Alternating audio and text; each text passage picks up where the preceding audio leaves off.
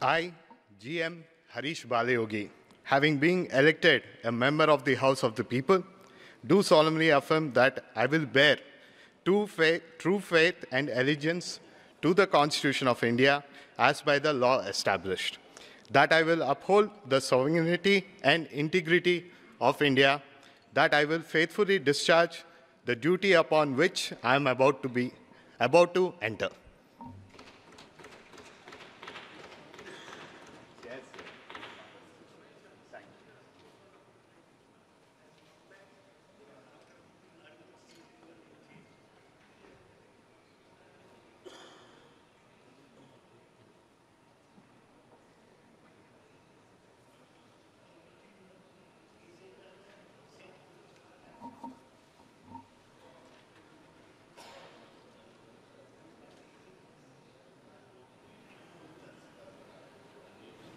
Shrimati दग्गुबाटी Purandeswari.